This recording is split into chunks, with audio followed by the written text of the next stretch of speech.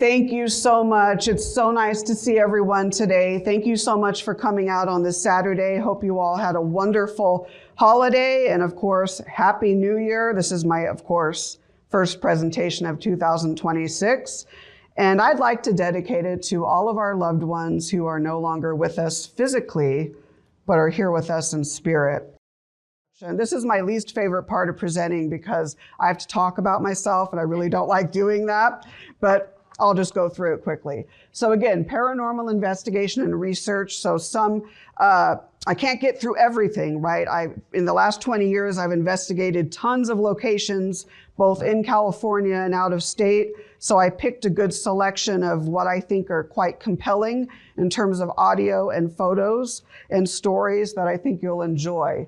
So again, San Diego Paranormal Research Society, we've been around since 2009. We investigate mainly locations that have paranormal activity. There's different branches of the paranormal, as we know, like ufology, cryptozoology, and so forth. We're more interested in spirit communication and historically haunted locations. So we do investigations there as well as case studies. I'll get to the difference in that in a little bit. We did tours at the Rancho Buena Vista Adobe in Vista, California for about 10 years, which was awesome because it was fundraising. So the money actually got to go right back into the Adobe. And then, like she said, we offer classes on those that want to learn the ropes of paranormal investigation and research. And then, of course, presentations. I have about 18 different presentations on topics such as paranormal investigation, afterlife studies, historic locations, parapsychology, and so forth. And again, I've written several books. You can just go on my website, NicoleDStrickland.com. I'll show that at the end as well. And then the latest book that we came out with, and I did this with Marie D. Jones and Denise Agnew, is Women on the Fringe, Groundbreaking Women in the Paranormal. And that is it's an anthology. So it's a collection of about 25 different women and their stories and experiences and findings in paranormal research. And then, of course, I write for various magazines. And then I will be debuting the Life Inspiration Project soon. And then restarting the Afterlife Chronicles podcast because it went on hiatus. Okay, so before we get into a lot, I just want to share a little bit how it all got started for me. I've had experiences as far back as I can remember. We're talking around 4 or 5 years old that I, at that time, really couldn't explain. Looking back, I think my parents probably thought, oh, she's talking to thin air. It's, I was at that age for an imaginary friend. So, they probably thought that it was just that stage of development. But I had a lot of anomalous types of experiences when I was young. And so this interest in the paranormal, specifically the afterlife, ghosts, haunted locations, connecting with spirits, has been with me since childhood. Now, when I was at the University of Arizona, and it was my senior year there, I had an experience with my grandmother's spirit that really catapulted me and propelled me out into active investigation of the paranormal. So I'll go through that really quickly. So my grandmother, so that's of course me when I was about 1, and then my grandmother on the right, and then her, and then my grandpa are holding me. I'm a little older in that picture. Okay, so the day before my grandmother, Helen, passed away, she called me in the afternoon, and we actually talked for a little bit and had a really unique conversation, 20 minutes or so. The next day, I get a call from my mom, Norma. She's the one who handed out the tickets, obviously my grandmother's daughter. And I knew by the tone of her voice that something wasn't right. And so when she proceeded to say, I love you, Nicole, but Grandma passed away early this morning, I immediately got on a plane from Tucson back to San Diego, where both sides of my family are from, and had a little time with the family. My grandmother never wanted a funeral. We just had some time. We had a little small viewing for her and everything. So fast forward, I get back to Tucson after a few days, and I started to, about a few days later, I started to have some odd experiences in my apartment that I didn't have prior. Now, I was upstairs, so I initially thought, okay, well, this is my neighbors, it's vibration, it's ambient noise. I chalked it away. First of all, and this all happened within about a week. First of all, a little caveat is that my grandmother at night used to go around the doors to her house, specifically her front doors and the bedroom doors at night to make sure they were locked. So that's the first thing that I started noticing in my apartment. I would hear my front doorknob and my bedroom doorknob rattle as if someone is trying to open or close the door. And I thought, okay, well, yeah, it's neighbors, it's vibration, what have you. A few days later, I was on my bed. I think I was on my laptop writing a paper, and I did not see, but I felt a disembodied hand caress my face. And when that happened, it felt comfortable. It felt like as if it came from someone that I knew and loved. So then I started to think, okay, could this be Helen? Fast forward a few days later, again on my bed, working on a paper, when I noticed something in my left peripheral vision. So when I looked over, I saw my grandmother, full-bodied, spirit form, as if you're looking at me or me looking at you. It looked as though there was a spotlight shining against her back, giving her this nice whitish halo around her. She looked about maybe 10 or 15 years younger. She had a slight smile on her face. She did not say anything. And she was wearing one of her favorite blue and white flowered dresses that she used to love to wear. The entire experience in actuality was probably about less than a second, but it played out in slow motion for me. And I called my mom and said, is anyone else having these? Apparently I'm the only one that had an experience like that. So in retrospect, I think, okay, did she come to visit me?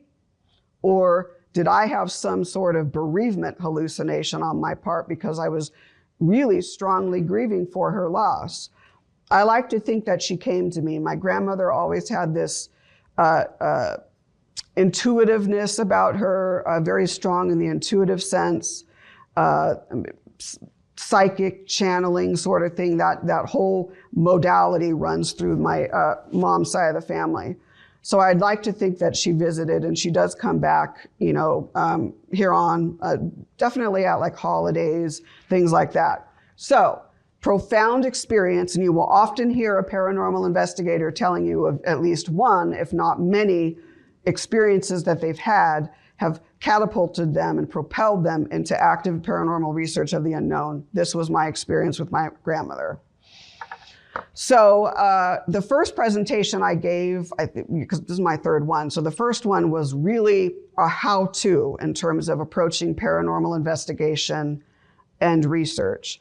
This presentation is more of sharing some evidence, objective evidence, like EVPs, anomalous photographs, and then, of course, subjective experiences, so personal experiences that I've had throughout my life. So just to make that note. But, investigation, case study, key points that I want to make here is some teams are strictly, I hate to use this word, but some teams are strictly scientific in the sense that they rely only on what their equipment is telling them, what, science-based modality, science-based methodology, and they don't rely on bringing in the esoteric or the metaphysical.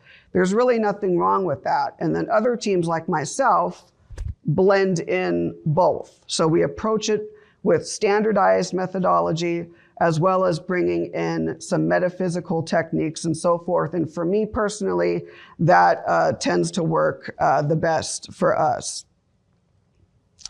I will say too, history and the paranormal share a deep kinship. You cannot have one without the other. So I want to make a note here. When we go through some locations today, I am going to skimp a little bit on the history, so we have time to share all the evidence and so forth.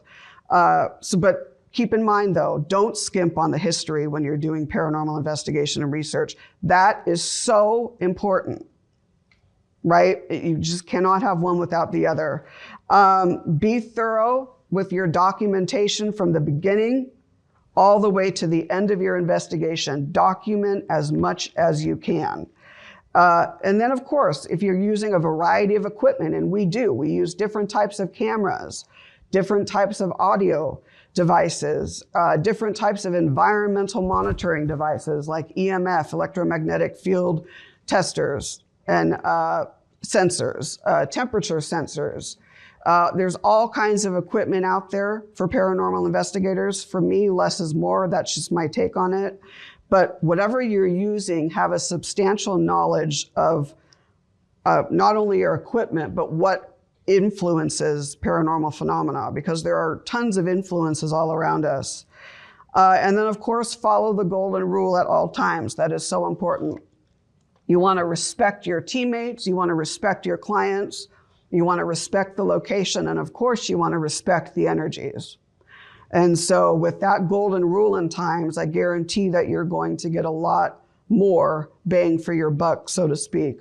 So again, this is not necessarily a how-to presentation on how to approach the paranormal. This is sharing findings from different cases that we've done. And we've done a ton of cases. So unfortunately, I can't get to everything in an hour or so, but I prepared a nice collection I think that you'll enjoy. So I want to go over, because I have a lot of audio evidence to share. So as Mary mentioned, there's EVP, so that's electronic voice phenomena.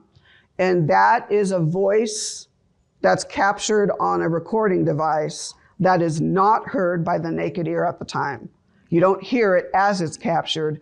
You only hear it when you go back and play your audio and review it a few days later. Whereas a disembodied voice, or an AVP, audible voice phenomena, is captured on a recording device, but you hear it at the time that it's captured. Okay, so a little bit of a difference there. Instrumental trans communication is real-time communication, and there's different types of devices that we use for that, different ghost boxes, spirit boxes that scan the AM and FM bands of a radio at a very high frequency. It's thought that spiritual energies can use the electronic frequency to formulate words and phrases. It's very subjective, but what we look for with ITC is something that's clear and easily heard, and does it resonate with the site's history, and is it correlating to the questions or discussions that we're having? And if you meet those, then that makes it a little bit more interesting. There's also something called the Estes method. I'm not going to get into that today. If anyone has questions at the end, we can talk about it, but I don't have any evidence. I do have evidence, but not really presentation worthy using that modality. But anyways, let's start out with the first location here. So this is the Troy, well, yeah, this is great. This was at Troy Taylor's Hot in America conference here. And it's at the Lincoln Theater in Alton, is it Alton? Alton, Illinois. So I went out, I think this was like 2009. I went out with the Ghost Research Society. As Mary said, I'm the California coordinator for the team. And so I went out 2009, and we did a series of investigations, Waverly Hills, we did a bowling alley. We also did the Lincoln Theater. And so what I'm gonna share is a really interesting EVP that we captured. So it was Nicole, Tito, Lisa Crick, and I downstairs in the storage area, kind of under the, kind of in the basement area. And so the three of us each had a recorder. Nicole and I captured this EVP, but Lisa did not, and we think it's because she had it on voice activation mode. And so it's me asking the question. You'll hear me say, what are you going to perform tonight? What you hear next is the actual EVP. And then you hear me say, what are you getting ready for? So you'll notice that we don't respond to what is said. We did not hear it at the time, but it's fairly clear. What are you going to perform tonight? Magic. What are you getting ready for? What are you going to perform tonight? Magic. What are you getting ready for? Magic. Magic. Magic. Everyone hear that? Yeah. Magic is the EVP. None of us heard it at the time. It was only 3 of us down there. Doesn't make sense. But these 2 individuals on the right are I think it's Harry Blackstone Sr. and Harry Blackstone Jr., his son. They were magicians, because I initially thought maybe it was Houdini, because Houdini performed at the Lincoln Theater. But one of Nicole's friends, who actually works at the Lincoln Theater, actually heard this clip that I just shared with you and said, geez, that sounds like one of the Blackstones. So I have pulled up some YouTube videos where they're both talking and where they both say the word magic, and it's eerily similar with both of them.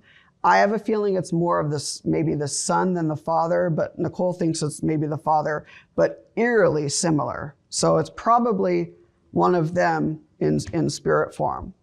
Another capture too here by the team, Lincoln Theater. So to the right of the arrow and at the bottom of the white arrow, you're going to see what is known as a shadow figure. So those are often seen sometimes with the naked eye.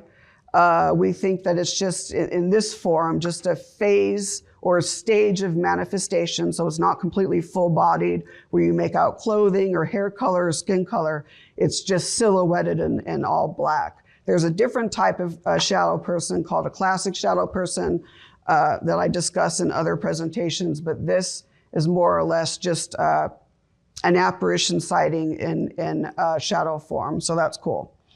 Let's see here. Now let's get into the RMS Queen Mary. This is where I have a hard time because I can go on a tangent.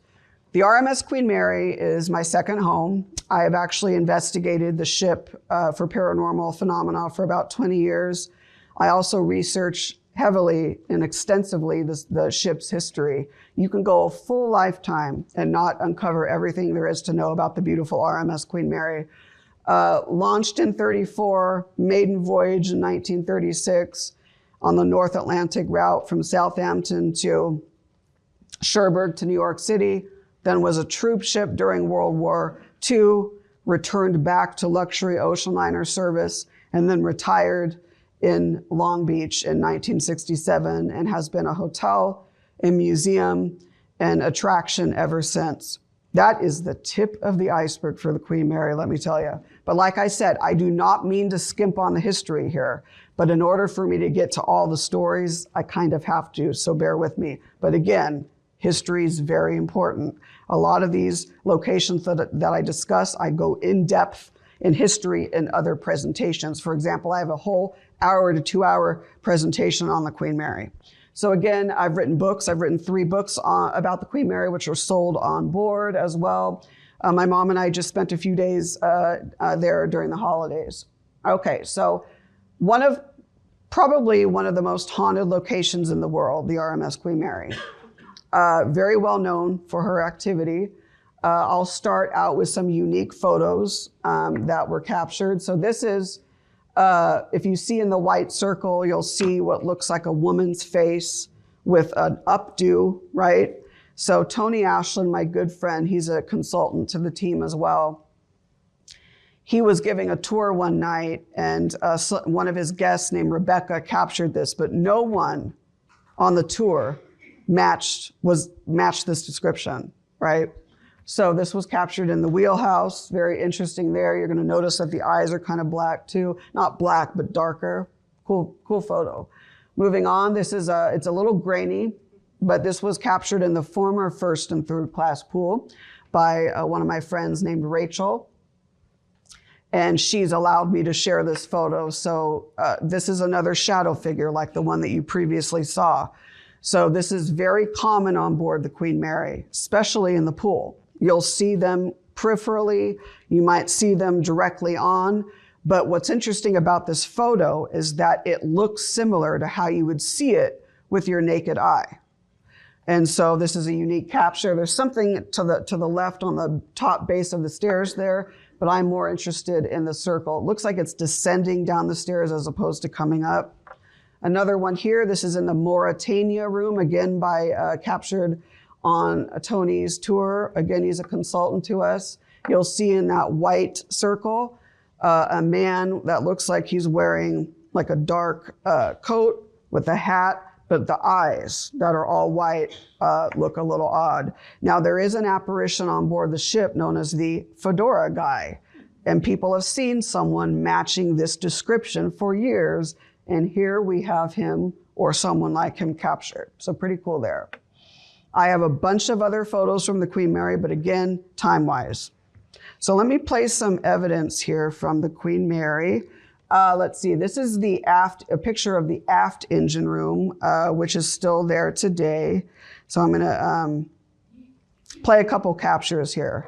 So sadly, in 1966, it was July 10th of 1966, a young 18-year-old crewman, I'm not gonna mention his name out of respect for the family, passed away and was crushed in watertight door number 13 on the starboard shaft alley side. His first name was John. I will say that because it's in the clip.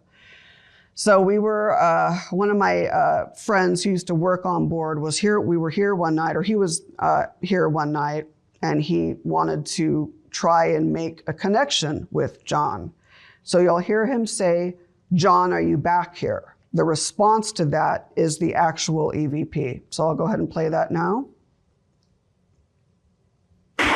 John, are you back here? Yes. John, are you back here? Yes. John, are you back here? Yes. Pretty compelling, right? You all hear either yes or yeah. I will state that I've made connections with John over the years. I've seen him, and how I've seen him match his historical photo, his ship registration photo. I'm not showing that out of respect for the family, but it's what I've seen matches that. Let's see here. I think I have another one here. Oh yeah, here's another one. Okay, so I want to explain this first before I play it. Again, in the same area, actually where this photo was captured is where this audio was captured. On an investigation one night, my friend Matt, who used to conduct tours on board the Queen Mary, paranormal investigation tours, and I attended many of those, and we've worked together before. He, on 2 separate tours, captured male vocalizations, right, in the same area. So this is a comparison file where you're gonna hear a voice capture and then another one. And according to Matt, and I tend to agree with him, it almost sounds like it's coming from the same individual, but these were captured on separate nights, right? Separate days, but very, very, very compelling. And then, well, I'll play it and then I'll mention something else. Starting day. Get out. It's restarting day. Get out. It's restarting day. Get out. It's restarting. So what we think we hear on the first one is something like, it's restarting Maine, it's restarting something, and then you hear get out. 2 separate, captured on 2 different nights. So pretty compelling in the aft engine room. Again, in the former first and third class pool, there is a little girl on board the Queen Mary by the name of Jackie, who is very, very beloved, very intelligent. She's not a residual type of phenomenon, very intelligent. And so when I actually was in the pool, the last time I was in the pool, I ended up capturing her voice. And you'll hear me say in there, if I can find it. Oh, here it is. This might be a little harder to hear, but when I was downstairs on a tour, it was the paranormal ship walk. We were down there for about 5 minutes, and you'll hear me say, "Hi, Jackie, it's Nicole." It was my first time in the pool after the COVID-19 pandemic. So it had been 5 years since I've been in. So you hear me say, "Hi, Jackie, it's Nicole," and then you're gonna hear a response, which is EVP, not heard at the time. Hi, Jackie. Might be hard to hear. Nicole.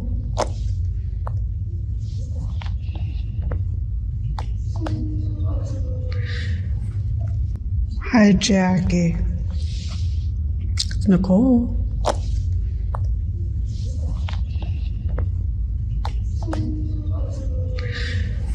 So that might be a little hard to hear, but what I heard and what other people hear is her responding, saying something like, "Hi, Nicole," something like that. Definitely her voice.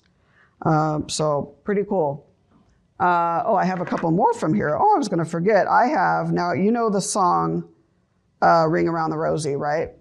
So this was captured many years, EVP in the pool, same area, where I'm singing terribly. Don't make fun of my voice, it's terrible. But I'm singing Ringing Around the Rosie, pockets full of posies, ashes, ashes, we all fall. But I don't say the word down as an experiment to see if someone ethereal answers. And that's exactly what happens. Pockets full of posies, ashes, ashes, we all fall. Roses, pockets full of posies, ashes, ashes, we all fall. Hear that? Pretty cool, right? This is Jackie's laugh, again captured about, 15 years ago maybe.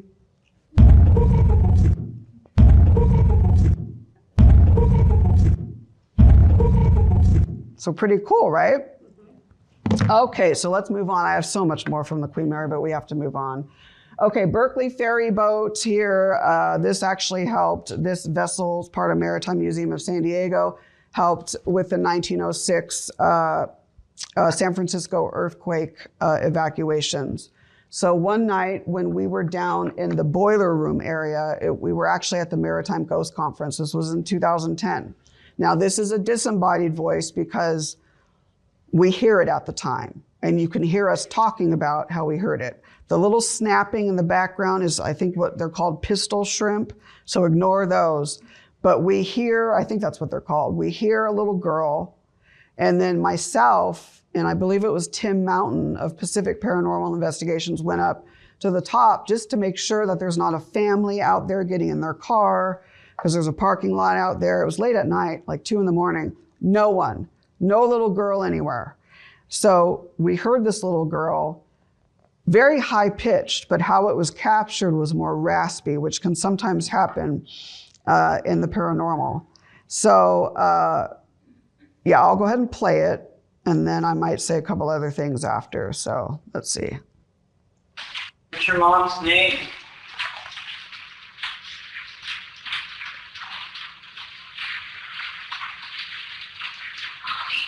Oh my goodness. I wish You're listening to that whisper where she says, "Mommy," like whisper form. Okay, I'll just repeat it.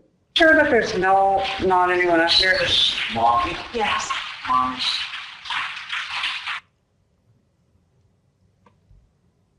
What's your mom's name?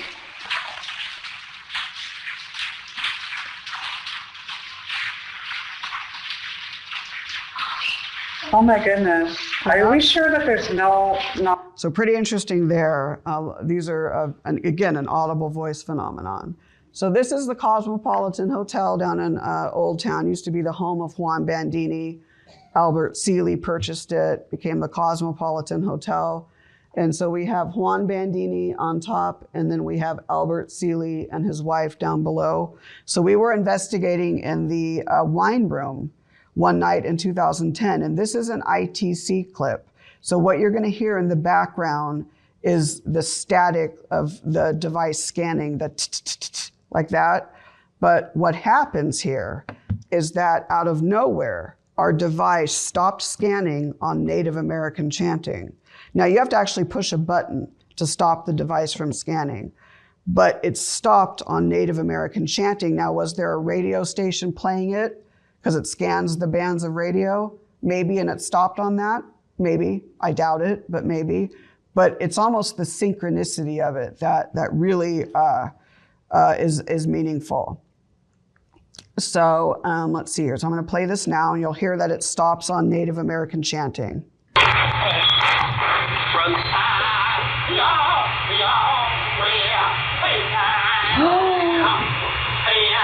that's us reacting to it because we couldn't believe that this device stopped scanning on Native American chanting of all things. And as we know, Old Town, very heavy with Native American influence. Oh, geez. Oh, my God. One more time.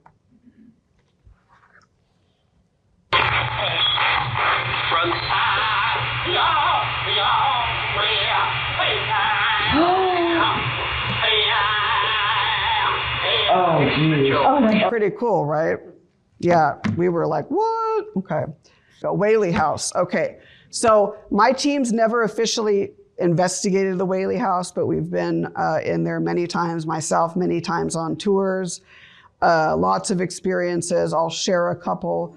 Now, Yankee Jim Robinson was found guilty of grand larceny, and he was hung on the property, right? So he was so tall that when he was hung or hanged, I'm a writer, I should know that. Anyways, it took forever for him to perish because he was slowly suffocating. So people have claimed that they hear his boot steps, his heavy footprints walking upstairs in the house. And I've heard that myself when no one else is upstairs. I've heard that. Also, Francis Whaley, the little boy that's seen in the picture there, allegedly loves technology. So I've heard, and I can attest to that because I was there one night. I had some gadgets in my hand, and all of a sudden I felt it in my ear, a whisper of, and I believe he said hi or hello. I kind of forget, but it was one of those two. But I heard him, I heard a male, and I felt the whisper. And so a lot of people think that that might be Francis Whaley. I don't have proof of that, but it could be. So lots of cool stuff, a lot of experiences people have at the Whaley House. I've never investigated the house. Very, very expensive to do, but I've had a lot of experiences as well. People have seen, one member on my team actually saw the apparition of Thomas Whaley up at the top of the stairs, completely matched to the photo and everything. Let's see, move on. Okay, so the Rancho Buena Vista Adobe, I mentioned that at the beginning. That is in Vista, California, and it was an old land rancho. The first owner was a Native American by the name of Felipe Subria. It held many different owners throughout the years, and then the city of Vista purchased it in 1989. So we did paranormal investigation tours for about 10 years where we take people through the premises, run it like an actual investigation. We do a divining rod experiment. We would do EVP sessions, ITC sessions, you name it. And so we have some great ITC, instrumental transcommunication results from this investigation that are absolutely wild. So I will play here. Let's go to this one first. This was captured in the master bedroom right here. And you'll hear me ask, how many spirits are with us? And there's a numbered response. Or besides us here, how many of you are with us? Three. Thank you. Pretty cool, right? This is another one here. And this was actually captured in the major domo room. This is where we did our ITC sessions. So in the late 20s or early 30s, when they installed electricity, the man discovered skeletal remains in this room. We think it's in that wall area to the right of the slide there. So we have a lot of compelling evidence from this room. So you'll hear me, and I left in guest reaction because there's a woman on our tours that just couldn't believe this. And so I left that in to show how people reacted. And so I asked Juan, are you friends with the Indians? I didn't say Native Americans because that's not how they were termed back then. And then you get a man's response, 2 different words come through. Okay, so I'll play it once and then I'll say what I think is being said and what the guests heard as well. Well, and I have another question for you. Were you friends with the Indians? Still am. Still am. So we heard audibly, still am, okay? That was freaky. Thank you, Juan. Oh my God. I got, well, because I was getting that. Oh my God. Yeah. Did you hear that? Mm-hmm. one more time. Juan, I have another question for you. Were you friends with the Indians?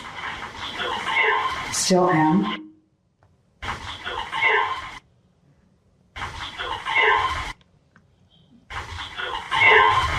Okay, pretty cool, right?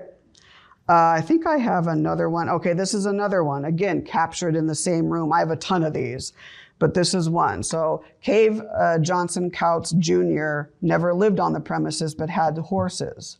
So Allie and I, co-director of the team, Allie and I were here and we were asking questions. And so I asked, how many horses do you have? There's a numbered response. Then she asks, do you have any Appaloosa horses? And then again, there's a different numbered response. There's some talk in between, but you're listening for those numbered responses. How many horses are here? 3. So there you go. That's an example of a contextual answer. That's what we're looking for. Really good. There you go. Thank you. Very good. Yes. I had an inkling to ask about the horses. Can you tell us the colors of them? Are they brown, black? So right here, I'm going to pause it. Allie thought she heard Appy come through the device as an Appaloosa. That's what prompted her to say, do you have any Appaloosa horses? And you get a different response. I don't know what that said. Do you have any Appaloosa horses? 2. How many horses are here? How many horses are here?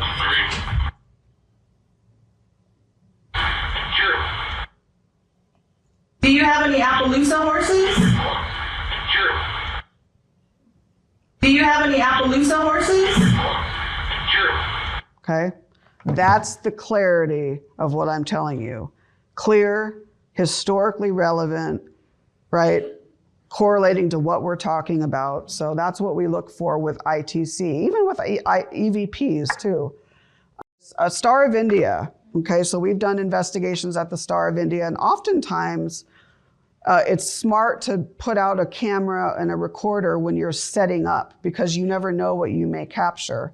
So on this specific night, this was in 2010, this is what happened. And as we know, the Star of India used to be named the Uterp and later was named the Star of India, the largest iron-hulled merchant ship, sailed around the world, circumnavigated the globe 21 times, a lot of history to the Star of India.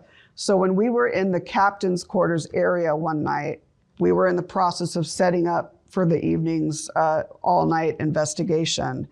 And so we didn't hear this. This is EVP. And when I reviewed it a few days later, I heard a younger sounding voice. And there was a stowaway by the name of John Campbell who was discovered, and they put him to work on the masts. He later fell, tragically breaking both of his legs, and ended up passing away. So we think this might be John. It's hard to know, but we think. Okay, this is repeated 3 times, okay? Right, so I'll play it. Help me.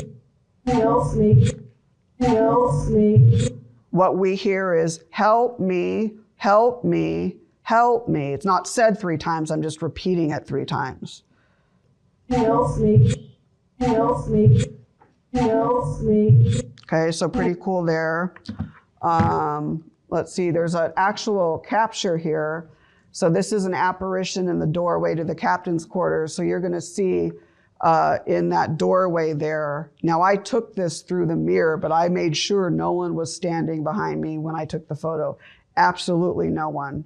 And so on the right, it's just blown up a little bit and you'll see what looks like a figure that's in the doorway area. And if you look closely, it almost looks like it's wearing period clothing.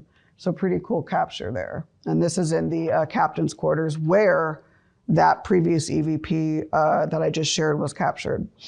Let's see, Hotel del Coronado. We all know, who's familiar with the story of Kate Morgan, right? Many people, some who are not. So Kate Morgan came to the hotel around Thanksgiving Day, or it was on Thanksgiving Day, I believe. She was married to Thomas Morgan. They were not getting along. She worked in LA, came down by train, checked into the Hotel Del. They thought she was pregnant because she was complaining of a bunch of stomach issues and illness. And so people thought that maybe she was trying to conceal pregnancy. But either way, tragically, her body was found on the stairs with a gunshot wound, the stairs that lead down to the beach. Now, suicide or murder? It's been like that for years now. Interestingly, the coroner said 3 things. Number one, the trajectory of her bullet did not match if she had, shot herself. The way her body was positioned didn't look right if she had shot herself. And the gun was oxidized, meaning that perhaps it was rinsed off in the ocean. But either way, she's known as the beautiful stranger, I believe, at the Hotel Del. People have seen her. I believe I've seen her twice, actually. And the recent time I went there, this last month on a day tripper's Christmas lights tour, we stopped there. This picture here, it's downstairs, there's bathrooms, and then to the left, there's the staircase. I was standing there, and my mom had to use the restroom, so I was waiting for her, no one around me. And I saw where this white icon is. I saw someone white coming down the stairs. Now, I immediately sensed it was female. Maybe it was Kate Morgan, I don't know. But either way, what's weird is I did a little audio session, but somehow it didn't record. But then when my mom came back, I accidentally recorded, but didn't know I did. So it was the weirdest thing.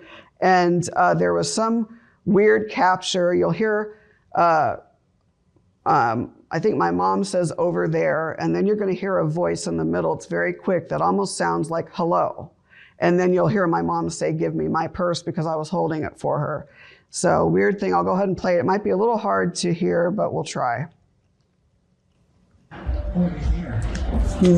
They hardly have a purse. Over here. They hardly have a purse. Over here. They hardly have a purse. So it's like in the middle there. Hello, hello, that's what you're looking for. Weird.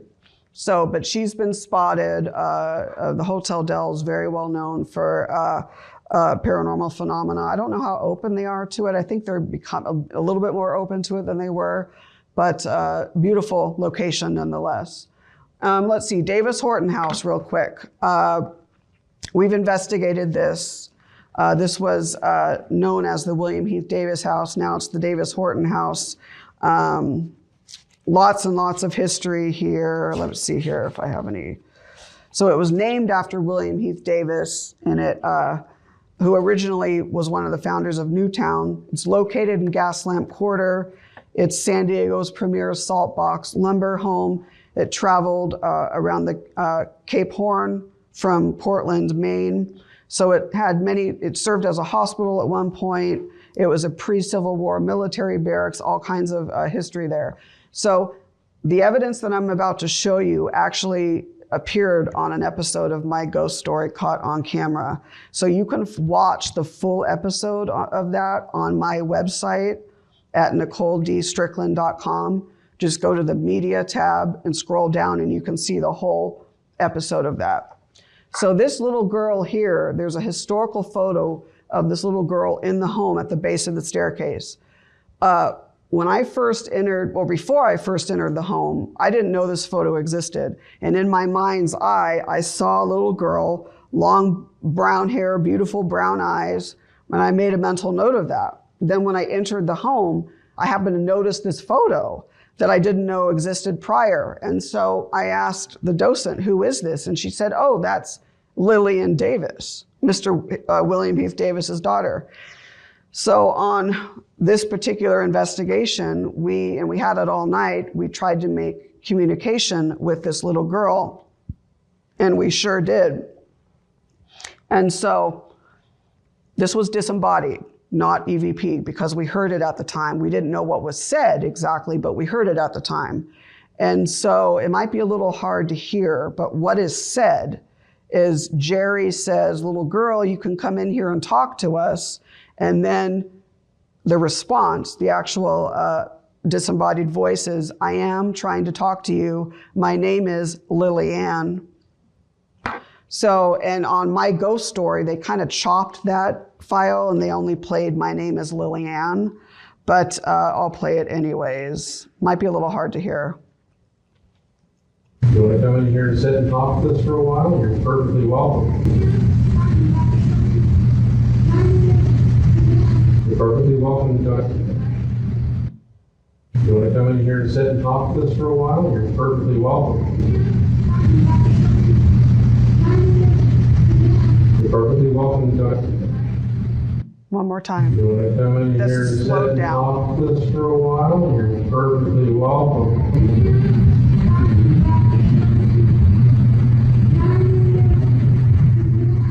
Okay. Perfectly welcome. I am trying to talk to you. My name is Lillian. And so this is a screenshot of that clip. You're going to see in the left rectangle there, that's a human voice. It's hard to see from where you are, but up close, you can see the difference in the hertz levels here. So if you go up close to where the white box is, you can see vocal cord nodulation or whatever it's called. So vibration of vocal cords. And the yellow box is the actual disembodied voice. And you can see that there's a vast difference there. So I just wanted to show that. We use Adobe Audition.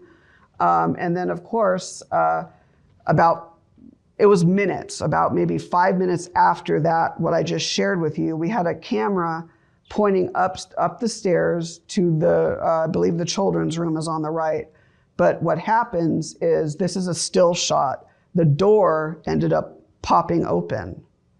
And so we tested that door, and at the time that it did it, we were all seated downstairs. No one was walking around, no air currents, nothing that could make that door open. And let me tell you, it's a heavy, heavy door. We went back and tested it, tried experiments, could not get it to open. So just watch that door. It'll do it again.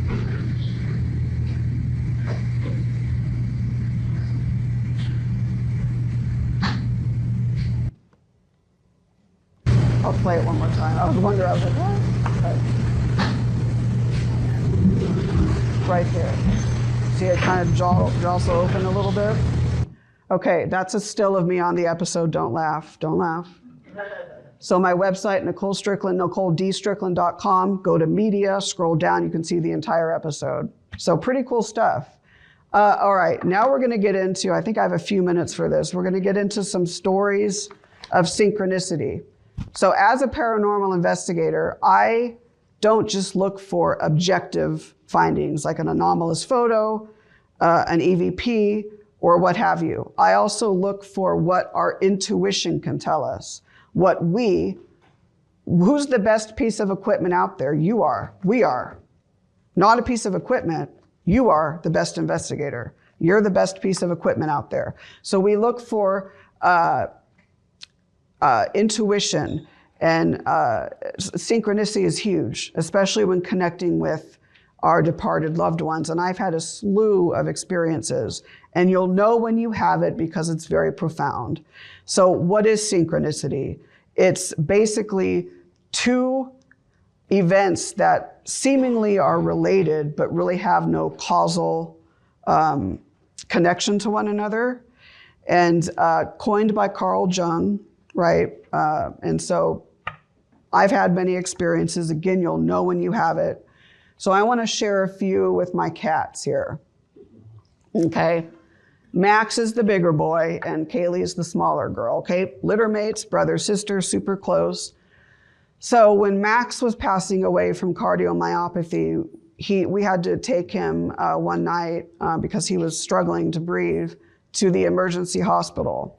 And they said to me, okay, it could be a reaction to his beta blockers, or it could be that he's going into heart failure.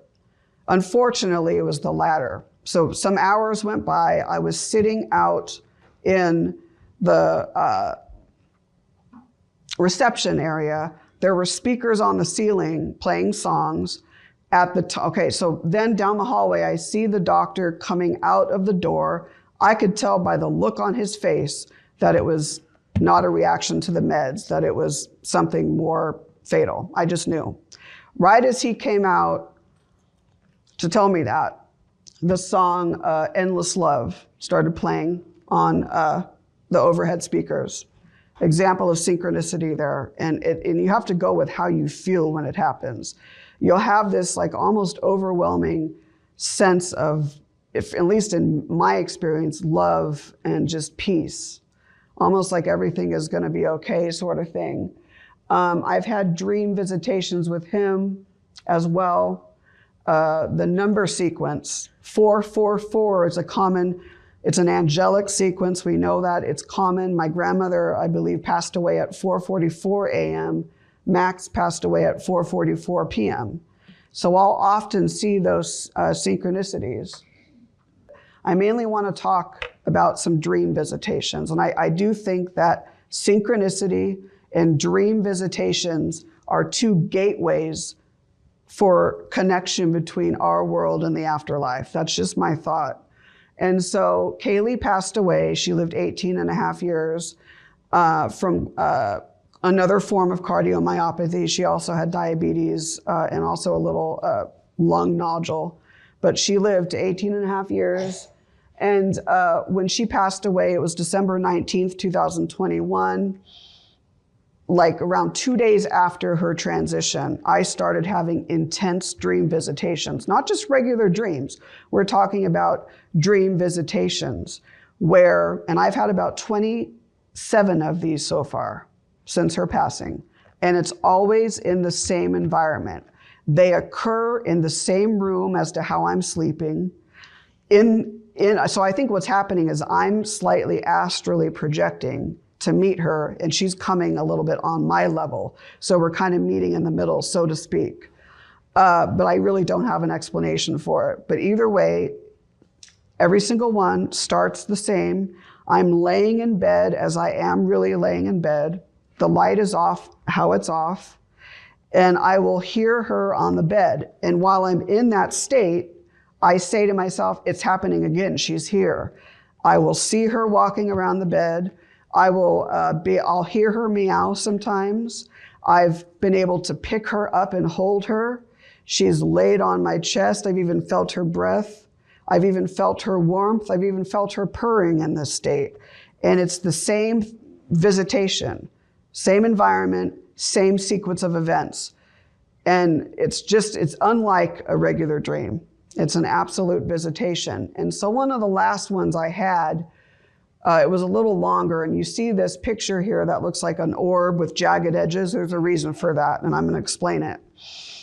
So one of the last visitations I had, she was silhouetted kind of all black in front of my bathroom door. And in the visitation, an orb of light, very similar to that, appeared, beach ball sized, at the foot of my bed, so in front of us. She was laying on my chest, and she was silhouetted kind of all black in front of the light. She got up on all fours, proceeded to look toward the light, then she got up on all fours, looked toward the light, and then propelled right through it, and I woke up. So, thoughts here. Did she actually ascend? Did she move into the light at that point? Was she more earthbound? And then she gained free will at that point? I don't know. Or did I just see the way she comes through, when she comes through, like a portal? So it's hard to know. But either way, I can't believe 27 or 28 visitations so far of dream visitations. And like synchronicity, it's just a beautiful experience to connect with our departed loved ones. I will share that in the summer, my dear friend Eric Esperon passed away. And then my friend, Honorary Commodore Everett Horde of the RMS Queen Mary, also passed away 2 days apart. 2 days apart. And it was a very difficult summer. Eric, like me, was also into the paranormal. This is a picture of him and I at the Oregon Ghost Conference. He looks great. I don't. But either way, so he passed away, and tons of synchronicity. So for example, on the way back from he had a celebration of life, which I spoke at, and then the next day was his funeral. And so on the way back, from his funeral and reception, we went to get Chick-fil-A on Balboa Avenue in San Diego. When a car, I kid you not, a car to my right, it was a white SUV, came and drove past us, and the license plate said, "I live." Yep. I, like I said, was a speaker at his celebration of life, and so I had to go to FedEx to print something out for that. And you know how they have the little kiosk of cards and stuff? So just for fun, I went up to the cards and I said to myself, well, Eric, if there's any card in here that you can give me a message somehow, that would be great, right? Not even 10 seconds later, I proceeded to turn the style to see the other cards. And Eric was a huge Star Wars fan, huge. I come up to a card and it said, "May the fork be with you." I'm like, oh, Eric, you mastered synchronicity. I had an experience the night after his funeral and reception later on that night when I have an iMac right at home, MacBook Pro and iMac. And you know how Siri comes on when you prompt her. Now, I didn't say anything that would necessarily prompt her. Maybe there was something I said that she interpreted, and it can be explained, but what I want you to look at is the synchronicity of it.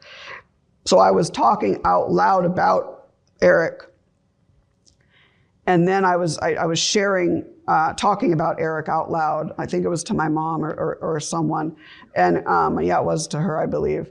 And all of a sudden, when I said the name Eric, my computer went, yeah?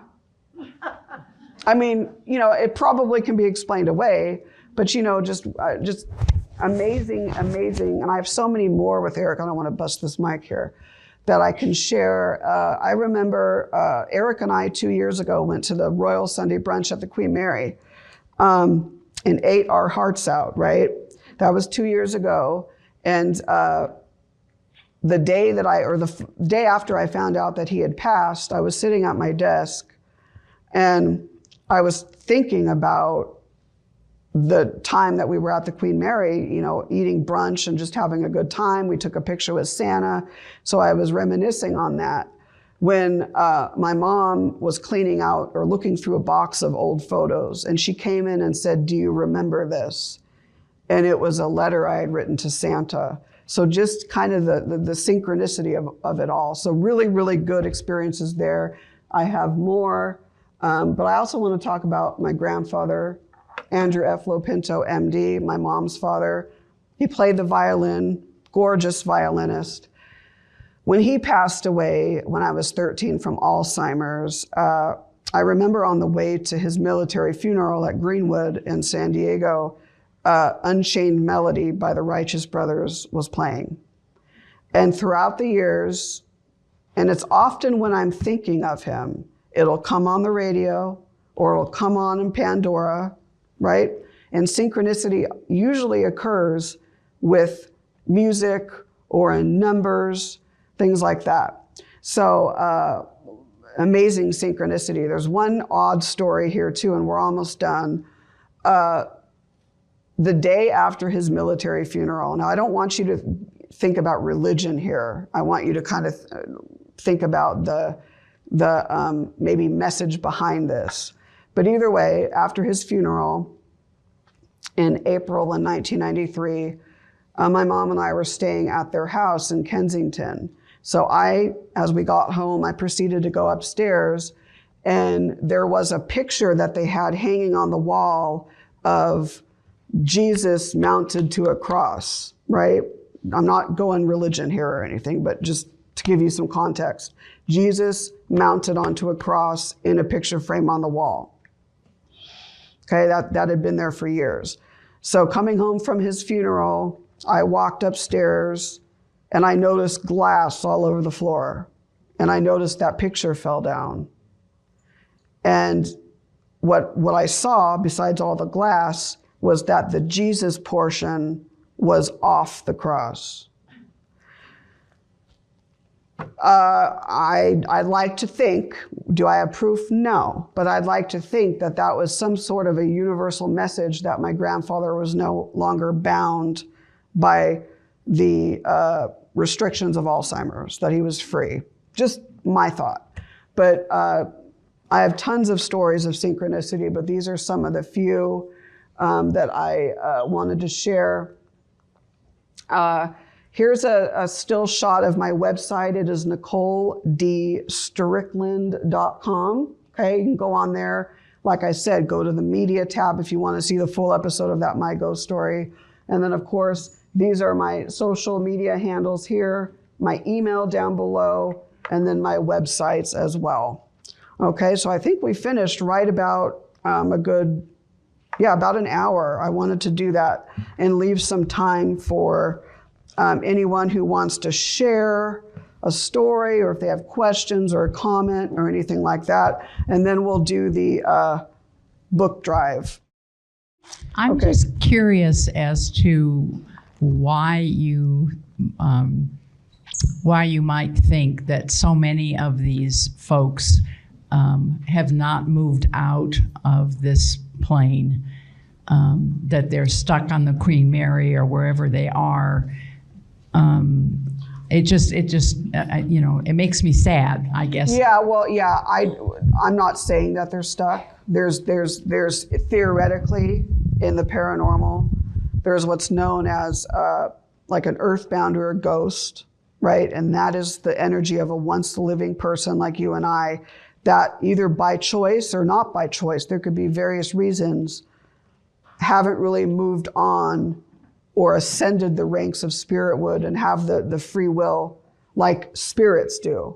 So that's what makes, it's a little bit of a difference between a spirit and a ghost. So some of these energies may in fact be spiritual and have free will, but maybe it's a place they loved and they come back to it. And that's a big theory with the Queen Mary, because the Queen Mary attracts people from all walks of life, even from her building, her crew, her passengers. People just fall in love with the ship. So maybe that could be maybe why they're there. But there's so many different reasons as to why it could, but it does. I mean, for those that are earthbound or maybe stuck on this plane, sometimes it's by choice, sometimes it's not choice. Yeah, it is sad.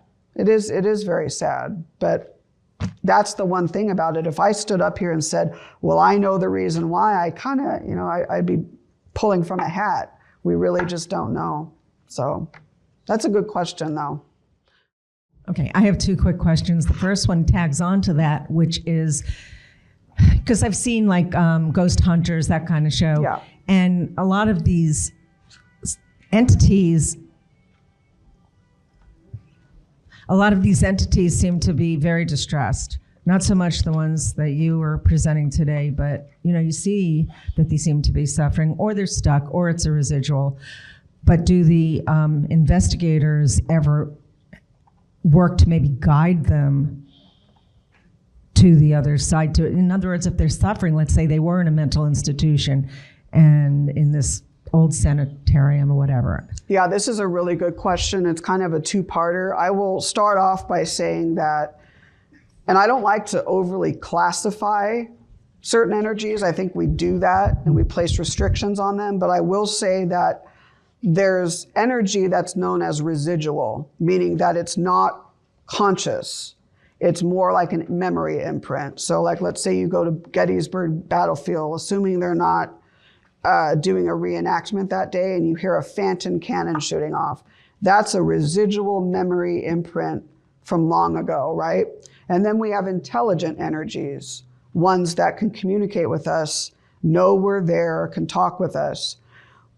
So I think, and again, on the TV shows, and I know a lot of people on these shows, and I don't want to knock them down, they're great people, but a lot of times what you see on TV is presented in a certain way that's not necessarily true to the environment or to what is actually going on there, because it is entertainment. But for, I've been on some TV, but I have declined a lot of the offers that are real sensational or things like that. So, if a TV episode portrays someone as being distressed. They may not actually be. But let's assume that they are distressed. Yes, I think it is important for investigators like us to go in. That's where I say the golden rule. Be reverent, be respectful. If you sense that maybe they need help, yes, you can openly offer that help. I've done that. Some people call it spirit rescue, but at the same time, do I own a spiritual energy? Do I own a ghost? No, it's really up to them whether or not they want to proceed and go through the ranks of spirithood and ascend. Maybe they want to and they don't know how. That's where we can come in and maybe help them and be a facilitator and be a guide for them. But ultimately, for the intelligent varieties, some may not want to, and we just have to be okay with that. So that's a very good two-part question. I like that. Perfect. Hi, I stayed at the Hotel Del probably about 20 years ago. Oh, wow. And they do have a haunted room there, and I saw it. They showed it to me. And it was something like, no matter how much they make the bed and smooth it out, there's an indentation like someone is sitting on the bed.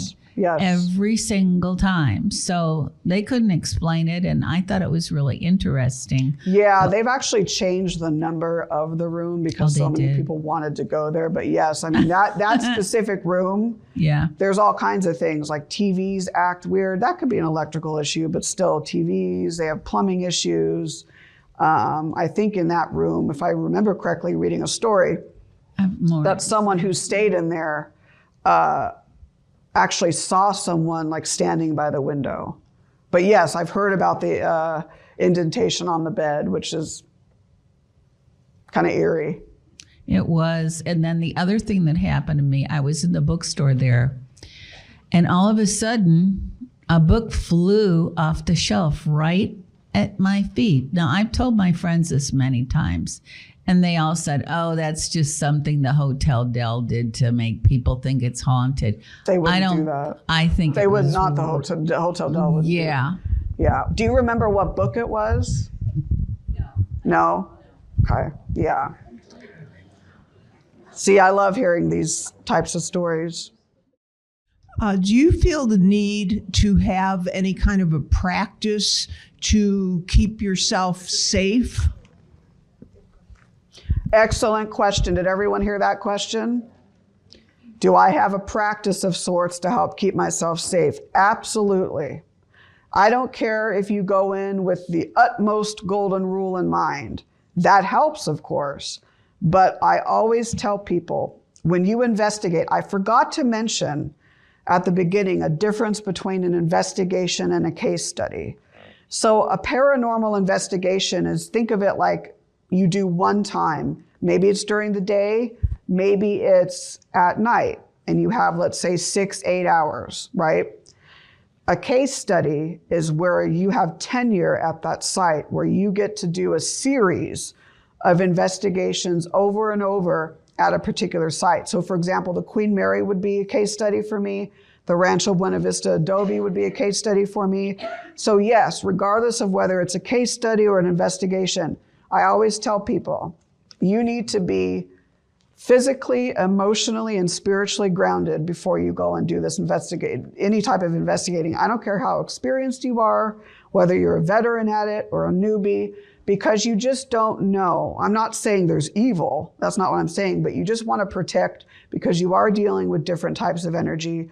And when we do this type of work, we're putting a lot of energy out. So our body can be depleted. So I always tell people, make sure you are well rested, make sure that you have a good night's sleep. Don't go do this when you're sick because your resistance is low. And not only that, when we go on the premises, we always have a statement of intent where we let the energies know our purpose for being there, why we're there, that we're not forcing them to do anything, that we're just here to try to learn and discover. So we have that opening intent, and it really does establish a nice rapport. And so that's a good question. So yeah, definitely be prepared. Hi. Hi. Have you or any other investigator, to your knowledge, ever have any real ongoing conversations with these entities? When you say like more just often, more than one or two words. Oh, you mean at a time? I thought you meant like throughout the years. Yeah. In this, it's rare to capture that like on an audio recording. Usually it's like one or two words. In our case with the Davis Horton House, I am trying to talk to you. My name is Lillian. That's more rare to get a series. But you can channel though. See, I'm talking about captures on recording devices, but that's where our intuition and our channeling come in. Where if you channel and it's more subjective and you're using your own psychic channeling senses, you can have an ongoing discussion. It's just not tangible evidence. And as if like, it's captured on a recording device. So that's kind of how I would answer that. I think that most people, including myself, we associate ghosts and the paranormal with fear, with something to be scared of. So I'm wondering, when you see something or hear something, what do you typically feel? Well, I will preface that by saying it doesn't scare me. There's been one time that I can say I was not really scared, but I was kind of alarmed and it made me want to exit the building for a few minutes. And that was up in Camarillo. I'm not going to mention the location. It was an abandoned hospital of sorts. And so I was setting up a static infrared camera. And then before me, maybe about 20 feet in front of me or so, 15 feet, I saw a shadow figure morph. It looked blacker than black. I could see it, is what I'm saying, and it charged at me. Okay, I got alarmed, but so that's my experience. But I've never actually been afraid of it, of working with these types of energies. And I think too, I like to tell people, it's common to have a fear of the unknown. If you're not an actual investigator where you go out and do this, these types of experiences can be alarming for some people because it's the unknown. But I think because of this fear, it's easy for investigators to automatically assume if they're scared, that means the entity is evil, or that means the entity wanted to harm me, when that's not the case at all necessarily. It could just be because we're scared of it. We're projecting that out onto the entity, but maybe the entity didn't have any intent to want to be that way. Two quick questions about when you do the investigations. Are they mainly done at night because it's easier to pick up images and all, when you don't have light interfering? That's the one. And the other is, what's the name of the device that picks up like those moving Okay, so stick figures. Okay. So that's I'll get to that second. So do we do it more in the day or at night? It depends. It depends too on when the activity is reported. So if you have a location where it's mostly daytime reportings, that's probably the time when you should do it. But oftentimes at night, it is easier for infrared and things like that. The environment is more calm, less disturbance, less preoccupation. But again, it depends on the claims and the reports. The device that you're talking about is the SLS Connect. And so it senses certain figures, and it'll form like little stick figures where it thinks it sees something. So I've used it a few times. It depends. It can be helpful for sure. I have something to report about. I was interested in you mentioning distinguishing in a dream, the difference between a dream and an apparition. And so I'd just like to quickly mention something I experienced. It seems to me like it must have been a true apparition. Some time ago, a few days after a colleague in a spiritual group I was part of drowned, in a dream I saw him. And it was a very unusual dream because often I don't even recall dreams, but this seemed in Technicolor. Yeah. And I'm going, Morley, you're here, you didn't die. And he laughed and he said, no, I'm right here and I'm tears are pouring down my face in the dream. And he said, touch me. And he sort of playfully flexed his arm like this. And I pressed on the muscle area, and it felt solid to me like in real life. And I just gasped. And I mean, then the tears just totally flooded. And I woke up. Now that feels like a true apparition. I would say that's a dream visitation. Absolutely. Because you have to go by how you feel when you wake up. If you feel that you connected and that there's a message and you just feel that, that's a sign. So yeah, I would classify that, because I mean, it's just hearing you talk about it sounds like that. I want to thank everyone here at the Life After Life Club for having me back for 3 times. You want me back for 3 times? Oh my gosh. I want to thank you all for coming. I'm a Happy New Year person. Thank you so much for coming out. Right?